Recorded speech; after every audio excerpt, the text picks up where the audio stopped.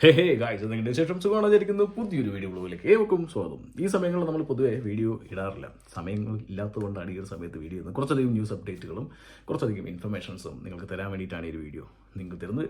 തമിഴിൽ തന്നെ ചില കാര്യങ്ങളൊക്കെ കിട്ടിയിട്ടുണ്ടാവും. യെസ്, ഫ്ലൈറ്റ് വരാൻ പോകുന്നു. അതോടൊപ്പം തന്നെ കുറച്ച് കാര്യങ്ങൾ നടന്നിട്ടുണ്ട്. ഇന്നലെ എൻ്റെ ലൈഫിൽ തന്നെ ഒരു അംഗീകാരം കിട്ടിയ ഒരു ദിവസം പോലെയാണ് എനിക്ക് ഉണ്ടായിരുന്നത്. കാരണം വെച്ചാൽ ഇത്രയും വർഷം നമ്മൾ ഈ പറഞ്ഞ ഇൻസ്റ്റഗ്രാമും യൂട്യൂബും കൊണ്ട് നടക്കാൻ തുടങ്ങിയിട്ട് ഒരു അംഗീകാരം കിട്ടിയ പോലെ തന്നെയായിരുന്നു എനിക്ക് ശരിക്കും. എനിവേ, ആദ്യമായിട്ടൊക്കെയാണെങ്കിൽ ചാനൽ ഇൻഫോർമേറ്റീവായിട്ടും എൻ്റർടൈനിങ് ആയിട്ടൊക്കെ തോന്നുവാണെങ്കിൽ ഒന്ന് സബ്സ്ക്രൈബ് ചെയ്ത് നോട്ടിഫിക്കേഷൻ ബെല്ലിലേക്ക് പ്ലീസ് ഷെയർ ചെയ്യുക. സ്വാഗതം എല്ലാവർക്കും. യെസ് ഗായ്സ്, കഴിഞ്ഞ ദിവസം നമ്മൾ UK ഇന്ത്യൻ കോൺസുലേറ്റിൻ്റെ ഒരു ഉദ്ഘാടനം നടന്നിട്ടുണ്ടായിരുന്നു. അതുമായി ബന്ധപ്പെട്ടിട്ടുള്ള ഉദ്ഘാടനം റിസപ്ഷൻ പാർട്ടിക്കകത്തും ഇവിടെ വളരെ ലിമിറ്റഡ് ആയിട്ടുള്ള ആളുകളെയായിരുന്നു ക്ഷണിച്ചിട്ടുണ്ടായിരുന്നത്. അതിനകത്ത് ഒരു ക്ഷണം ഇന്ത്യൻ ഹൈക്കമ്മീഷൻ സൈഡിൽ നിന്ന് നമുക്കും ലഭിച്ചു എന്നുള്ളതാണ് ഏറ്റവും വലിയൊരു സന്തോഷമുള്ള കാര്യം.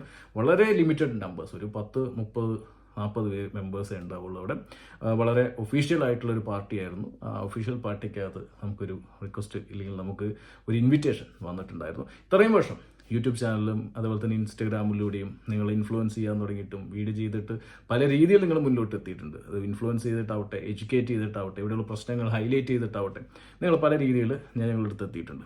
അതേപോലെ തന്നെ UK നമ്മൾ സ്റ്റുഡൻസിനെ കൊണ്ടുവരുന്നുണ്ടെങ്കിലും ഈ പല സ്റ്റുഡൻസിൻ്റെ ഇടയിൽ ഉണ്ടാകുന്ന പല പ്രശ്നങ്ങളും ഹൈലൈറ്റ് ചെയ്യുകയും അത് എത്തിച്ചതും നമ്മൾ അതിനകത്തൂടെ അവർക്ക് നീതി മേടിച്ചു കൊടുക്കാനും സാധിച്ചിട്ടുണ്ടായിരുന്നു. ഇവിടെ ഒരുപാട് ഡിസ്ക്രിമിനേഷൻസും കാര്യങ്ങളും സ്റ്റുഡൻസിൻ്റെ ഇടയിൽ നടന്നിട്ടുണ്ടായിരുന്നു.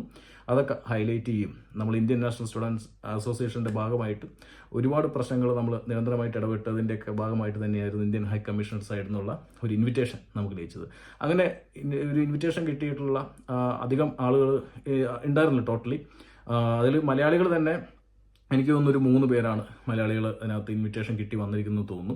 പിന്നെ അതോടൊപ്പം തന്നെ ഞാൻ പറഞ്ഞ പോലെ തന്നെ ഒരു ഇൻഫ്ലുവൻസർ എന്നുള്ളൊരു സോഷ്യൽ മീഡിയ ആക്ടിവിസ്റ്റ് എന്നുള്ള നിലയ്ക്ക് ഒരാൾ മാത്രമായിരുന്നു അവിടെ ഉണ്ടായിരുന്നത് എന്നുള്ളതും വലിയൊരു സന്തോഷമുള്ളൊരു കാര്യമായിരുന്നു. നമ്മളെ തീർച്ചയായിട്ടും നാട്ടുകാർ അംഗീകരിക്കുന്നില്ലെങ്കിലും ആളുകൾ ചിലരറിഞ്ഞിട്ട് ചിലരെങ്കിലും അംഗീകരിക്കുന്നു എന്നുള്ളത് തന്നെ. അംഗീകാരം നമുക്കങ്ങനെ മേടിക്കുന്നതല്ല. ഇനിയിപ്പോൾ നിങ്ങൾ ഇനി പറയുന്നു SP ആണ്, സ്വയം പൊക്കെയാണ്, അങ്ങനെയല്ല. ഇത് കാര്യം ലൈഫിൽ നടക്കുമ്പോൾ അത് അറിയണം എന്തുകൊണ്ട് കിട്ടി എന്നുള്ളതും തീർച്ചയായിട്ടും അറിയട്ടെ എന്നുള്ള രീതിയിൽ തന്നെയാണ് വീഡിയോ ചെയ്യുന്നത്. ഇപ്പോൾ നിങ്ങൾ ഇനി എങ്ങനെ എടുത്താലും കുഴപ്പമൊന്നുമില്ല, നടന്നത് അങ്ങനെ തന്നെയായിരുന്നു നടന്നത്. അപ്പോൾ അതുകൊണ്ട് തന്നെ വളരെ പ്രൗഡ് മൂമെൻ്റ് ആയിരുന്നു ഇന്നലെ എൻ്റെ ലൈഫിൽ.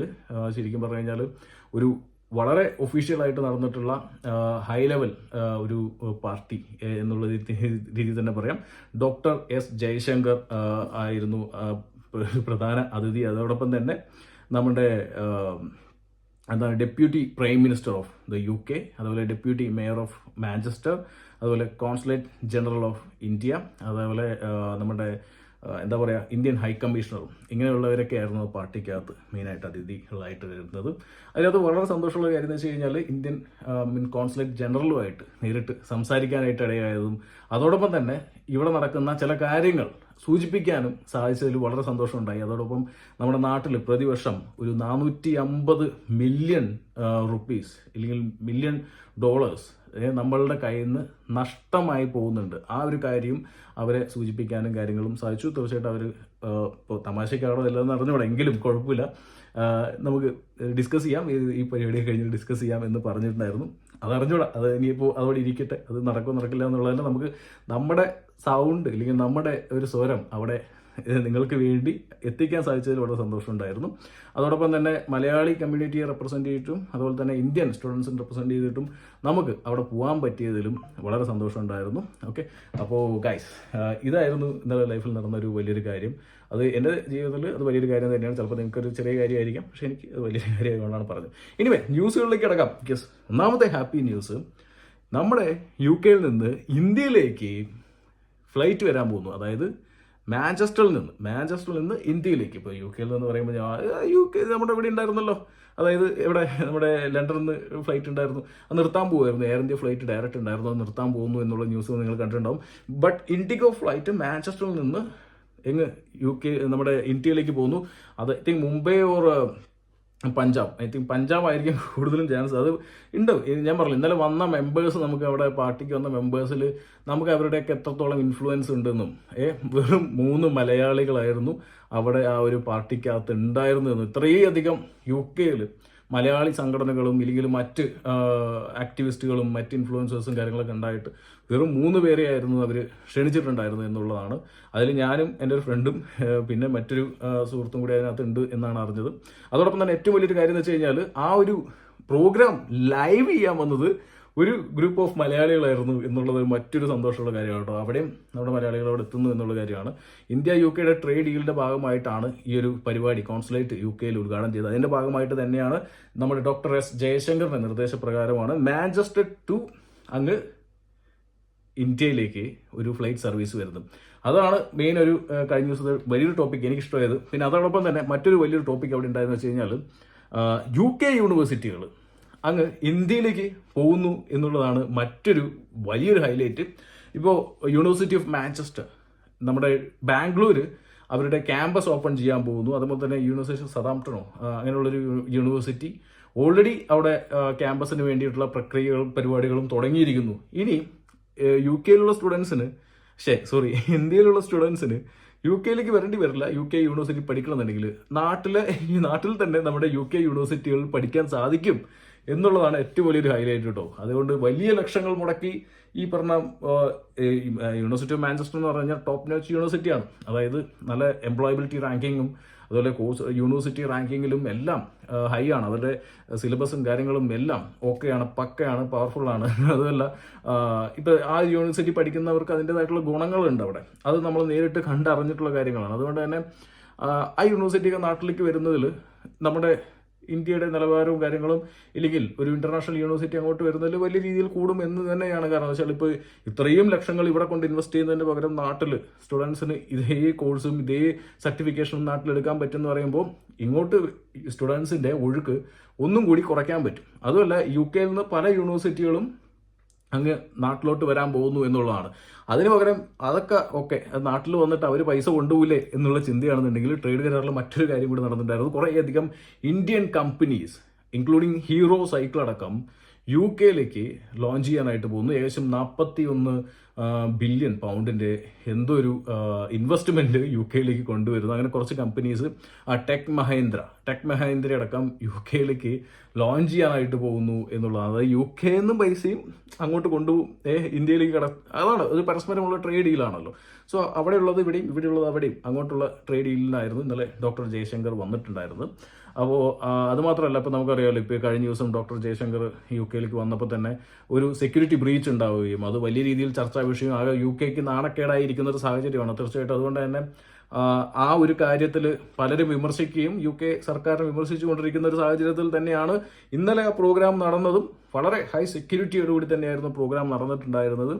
അപ്പോൾ വളരെ നല്ലൊരു കാര്യം തന്നെയായിരുന്നു. അപ്പോൾ ശരിക്കും പറഞ്ഞാൽ UK യൂണിവേഴ്സിറ്റികൾ നാട്ടിലോട്ട് വരുന്നത്. അതുമാത്രമല്ല, പല ഇപ്പം നമ്മുടെ ട്രേഡ് ഡീലിൻ്റെ ഭാഗമായിട്ട് തന്നെയാണ് യങ് പ്രൊഫഷണൽ സ്കീം എല്ലാ വർഷവും നമുക്ക് 3000 വിസകൾ ലഭിച്ചുകൊണ്ടിരിക്കുന്നത് അല്ലേ. അത് ഒരു 3 വർഷമായി ഇപ്പോൾ സ്റ്റാർട്ട് ചെയ്തിട്ട് അതിപ്പോൾ കണ്ടിന്യൂ ചെയ്തുകൊണ്ടിരിക്കുന്നത്. ഈ ഒരു ബന്ധം ദൃഢമായി നിർത്തിയാൽ മാത്രമാണ് യങ് പ്രൊഫഷണൽ സ്കീം നമുക്ക് നിലനിർത്താനായിട്ട് സാധിക്കുകയുള്ളൂ. അതിന് വേണ്ടിയുള്ള കാര്യങ്ങൾ ചെയ്യുന്നതിൽ തീർച്ചയായിട്ടും സ്വാഗതാർഹമായിട്ടുള്ളൊരു കാര്യമാണ്. അതുമാത്രമല്ല, പല ഗെയിംസ് ആണെങ്കിലും സ്പോർട്സിൻ്റെ കാര്യത്തിലാണെങ്കിലും ഇന്ത്യ UK പല കാര്യങ്ങളായിട്ട് നല്ല രീതിയിലുള്ള ബന്ധം തുടരാനായിട്ടും തീരുമാനമെടുക്കുന്നു എന്നുള്ള ലൈവായിട്ട് അവർ പ്രസംഗിക്കുന്നത് നമ്മൾ അവിടെ കണ്ടതാണ്. അപ്പോൾ മറ്റൊരു ഹൈലൈറ്റ് കാര്യം എന്ന് വെച്ച് കഴിഞ്ഞാൽ നമ്മുടെ ജയശങ്കർ മറ്റൊരു കാര്യം കൂടി അനൗൺസ് ചെയ്തിട്ടുണ്ട്. പ്രവാസ്യ ഭാരതീയ സഹായത കേന്ദ്ര എന്നുള്ള രീതിയിൽ ഈ പറഞ്ഞ നോൺ റെസിഡൻസിന്, അതായത് നോൺ റെസിഡൻസ് ഇന്ത്യൻ ഹെൽപ്പ് എന്നുള്ള രീതിയിൽ കൊടുക്കുന്നുണ്ട്. ഓക്കെ, അത് സ്ഥാപിക്കാനായിട്ട് പോകുന്നു എന്നുള്ള കാര്യങ്ങളും പറയുന്നുണ്ട്. അതുപോലെ തന്നെ മാഞ്ചസ്റ്റർ ടു ന്യൂഡൽഹി ആണ് കേട്ടോ, ന്യൂഡൽഹിയിലേക്കാണ് ഫ്ലൈറ്റ് പോകാൻ പോകുന്നത്. അപ്പോൾ ആംസ്റ്റർഡാമിൽ നിന്നും ഇൻഡിഗോ ഫ്ലൈറ്റ് സ്റ്റാർട്ട് ചെയ്യുന്നുണ്ട്. അതുപോലെ തന്നെ മാഞ്ചസ്റ്ററിൽ നിന്നും ഇൻഡിഗോ ഫ്ലൈറ്റ് സ്റ്റാർട്ട് ചെയ്യുന്നുണ്ട്. അത് മാത്രമല്ല, ഇവിടെ നിന്ന് ഇങ്ങോട്ടുള്ള ട്രേഡ് ഡീലിൻ്റെ ഭാഗമായിട്ട് ഇല്ലെങ്കിൽ മാഞ്ചസ്റ്ററിലേക്കാണ് ഇൻവെസ്റ്റ്മെൻറ്റുകൾ വരുന്നത്. അപ്പോൾ അതുകൊണ്ട് തന്നെ വന്നു പോകാനും, അതുമാത്രമല്ല സ്റ്റുഡൻസ് മാഞ്ചസ്റ്റർ യൂണിവേഴ്സിറ്റി നാട്ടിൽ സ്റ്റാർട്ട് ചെയ്യാൻ പോകുന്നു. അപ്പോൾ ഒരുപാട് ബിസിനസ്സുകൾ അതിനകത്തൂടെ വളരും എന്നുള്ളത് തന്നെയാണ് അവരുടെ കാഴ്ചപ്പാടുകളും എല്ലാം ഉണ്ടായിരിക്കുന്നത്. അതുമാത്രമല്ല, മറ്റൊരു കാര്യം എന്ന് വെച്ച് കഴിഞ്ഞാൽ ജീവനിം സ്കോളർഷിപ്പ്, അതിൽ ഇന്ത്യക്ക് കുറച്ചും കൂടി പ്രയോറിറ്റി കിട്ടാനായിട്ടുള്ള കാര്യങ്ങളും ഈ പറഞ്ഞ ട്രേഡ് ഡീലിൻ്റെ ഭാഗമായിട്ട് നടന്നിട്ടുണ്ട്. ഏകദേശം ഇതുവരെ 1983 തൊട്ട് ഏകദേശം 3900 ആളുകൾക്കാണ് ഈ പറഞ്ഞ ചീവനിങ് സ്കോളർഷിപ്പുകൾ കിട്ടിയിരിക്കുന്ന ഒരു 40% ഇന്ത്യക്കാർക്കാണ് കിട്ടിയിരിക്കുന്നത് ഇതുവരെയും സ്കോളർഷിപ്പ്. അതിൽ ഇന്ത്യക്ക് കൂടുതലും ഒരു പ്രയോറിറ്റി കൊടുക്കാനും അതുമാത്രമല്ല ഈ ചീവനിങ് സ്കോളർഷിപ്പിൻ്റെ ഭാഗമായിട്ട് ഫുള്ളി ഫണ്ടഡ് സ്കോളർഷിപ്പ് ആയിരിക്കും, including tuition fees, travel and living expense എല്ലാം കൂടിയിട്ടുള്ളൊരു സ്കോളർഷിപ്പ് ആയിരിക്കും. പോസ്റ്റ് ഗ്രാജുവേറ്റ് സ്കോളർഷിപ്പുകളാണ് ഈ കിട്ടാറുള്ളത്. അതുപോലെ തന്നെ ഫെലോഷിപ്പുകളും mid career professional in cyber security, science and innovation, journalism and leadership excellence ഈ മേഖലകളിലായിരിക്കും കൂടുതലും ഫെലോഷിപ്പുകളും ഇതിനകത്ത് കിട്ടുക. അപ്പോൾ ഇതൊരു എന്താ പറയുക, നല്ലൊരു തുടക്കമാവട്ടെ. ഇനിയും കൂടുതൽ കരാറുകളുമായിട്ട് ബന്ധമായിട്ട് UK-യും ഇന്ത്യയും മുന്നോട്ട് പോകട്ടെ. അതിൽ വലിയൊരു സന്തോഷമുണ്ട്. കഴിഞ്ഞ ദിവസങ്ങളിൽ നമുക്കും അതിനകത്തൊരു പാർട്ടാവാനായിട്ട് ഒരു ഹൈലി ഒഫീഷ്യൽ ആയിട്ടുള്ള ഒരു സെറിമണി അല്ലെങ്കിൽ ഒരു പ്രോഗ്രാമിനത്തേക്ക് നമ്മളെ വിളിച്ചതിൽ ഭയങ്കര പ്രൗഡായിട്ടുള്ളൊരു എക്സ്പീരിയൻസ് ആണ് നമുക്ക് കിട്ടിയത്. എനിവേ ഗൈസ്, ഇതൊക്കെയാണ് ന്യൂസ് അപ്ഡേറ്റ്സുകൾ. വീഡിയോ ഇഷ്ടപ്പെട്ട സപ്പോർട്ട് ചെയ്യുക, സബ്സ്ക്രൈബ് ചെയ്യുക, ഷെയർ ചെയ്യുക, സുഹൃത്തുക്കൾ കിട്ടണം. ബൈ.